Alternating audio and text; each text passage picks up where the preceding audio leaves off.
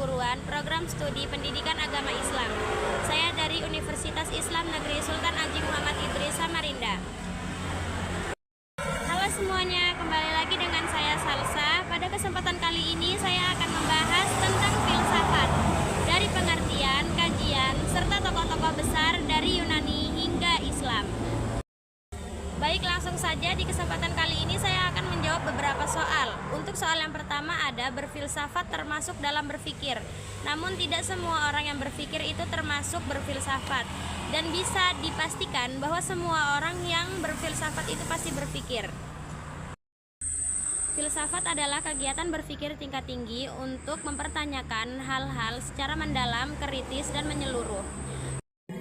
Semua orang bisa berpikir, namun bukan berarti orang yang berpikir itu berarti berfilsafat.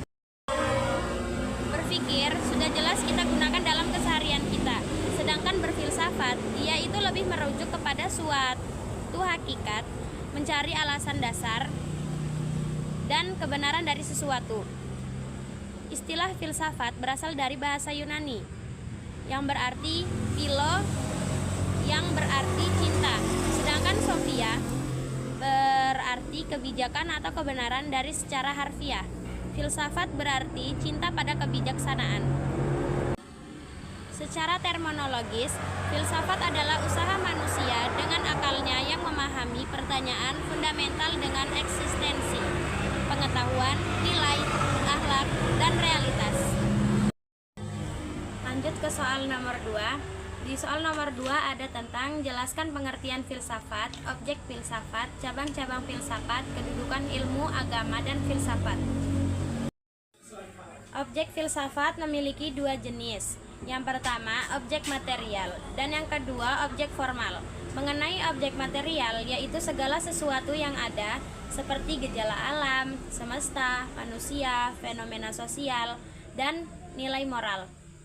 Sedangkan objek formal yaitu cara pandang atau sudut melihat masalah, yaitu dengan cara menyeluruh, radikal, spekulatif, rasional, dan sistematis.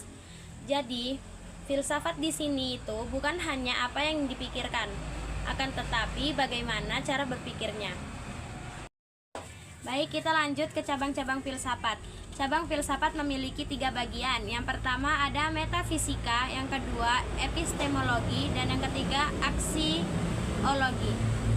Yang dimaksud dengan metafisika adalah membahas hakikat realitas, apa itu wujud, apa itu alam, apa itu jiwa. Sedangkan epistemologi membahas hakikat pengetahuan, seperti bagaimana kita tahu sesuatu itu benar atau tidak. Sedangkan yang ketiga, aksiologi. Aksiologi di sini membahas nilai etika, estetika, moral, dan keindahan. Selain itu, ada 3 cabang lain seperti logika, filsafat ilmu, filsafat bahasa, filsafat sosial, dan filsafat pendidikan. Next, ke pertanyaan ketiga. Pada perkuliahan, Anda telah mempelajari sejarah filsafat. Coba Anda buat tabel, deskripsikan sejarah filsafat disertai tokoh dengan identifikasi pemikirannya. Di sini ada 4 masa. Yang pertama ada masa Yunani kuno, yang kedua masa Yunani klasik, yang ketiga masa abad pertengahan, dan yang terakhir filsafat Islam. Baik, pada masa Yunani kuno terdapat 3 tokoh. Yang pertama ada Thales, yang kedua Heraklitus, yang ketiga Parmenides. Pemikiran dari Thales, ia berprinsip bahwa segala sesuatu adalah air. Sedangkan pemikiran dari Heraklitus adalah segala sesuatu pasti akan berubah. Sedangkan dari Parmenides berpikiran bahwa hakikat alam adalah tetap. Yang dimaksud tetap di sini adalah tidak berubah.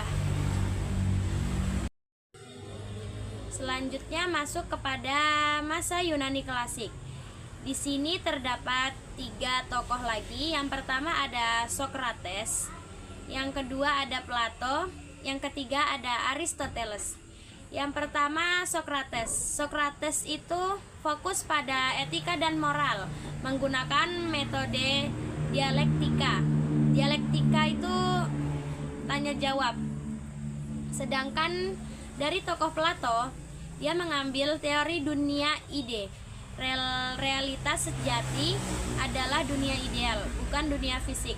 Sedangkan dari tokoh Aristoteles, dia berpendapat menggunakan logika realisme, semua benda tersusun dari materi dan bentuk. Lanjut pada masa filsafat Yunani Pertengahan. Di Yunani Pertengahan ini terdapat dua tokoh. Yang pertama ada Plotinos, yang kedua ada Stoikisme. Dari tokoh Plotinos berpendapat bahwa segala sesuatu berasal dari yang satu, the one. Sedangkan dari Stoikisme berpendapat bahwa kebahagiaan bisa dicapai lewat penguasaan diri dan hidup sesuai alam. Lanjut kepada masa filsafat Islam.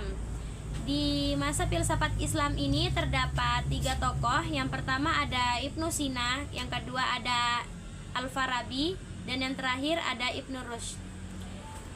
Pemikiran dari Ibnu Sina ini adalah metafisika tentang wujud, wajib al-wujud, dan mu'mim al-wujud.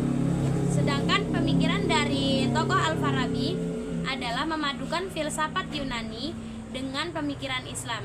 Sedangkan dari tokoh yang terakhir, Ibnu Rushd, berpendapat bahwa membela filsafat Aristoteles menegaskan harmoni antara akal dan wahyu.